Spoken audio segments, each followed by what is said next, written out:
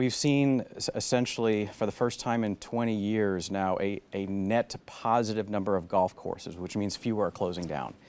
And finally, golf course owners in private clubs have the capital to reinvest. They haven't had this in decades, to reinvest in irrigation systems, their clubhouses, capital improvement projects that they're putting back in. So when I say a glow up, I really mean it. You know, the golf courses today that have survived the industry recession are doing quite well.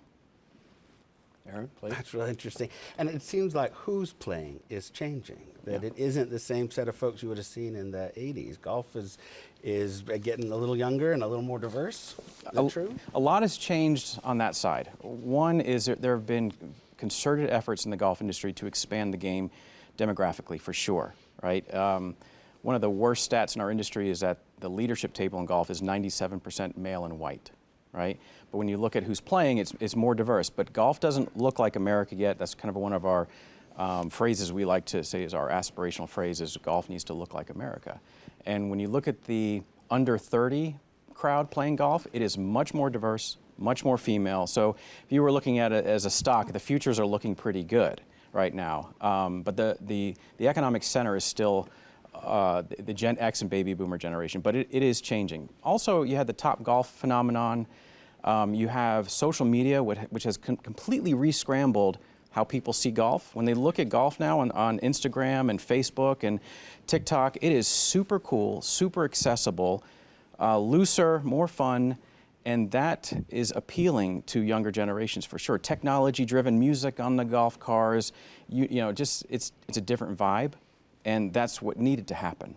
Oh, that's so right. It's not just a quiet talking guy watching a very long shot travel across the sky. Not anymore. Like consuming the watching. It's a little louder. It's radically different. As the non-golfer here, certified non-golfer. We can change that. I'm curious to know how America's economic bill of health or the dysfunction in the political ecosystem, how and if that has impact on the industry as a whole and how you all move forward, backwards, or even stay still in some regards. So the intersection of some of those political conversations in golf really probably comes down to labor for us. The hospitality industry took a big hit during COVID, right? The great resignation that was happening in hospitality, and golf was not immune to that. So trying to attract people back to the game and to work at golf courses has been challenging in a time when we're busier than ever on top of that. And many of our great resorts and clubs rely on foreign workers and that come to America under H-2B visas. And so the H-2B visa worker program, which is a returning worker program, these folks come here every year, go back home, come back again every year, that they get caught up in the immigration debate.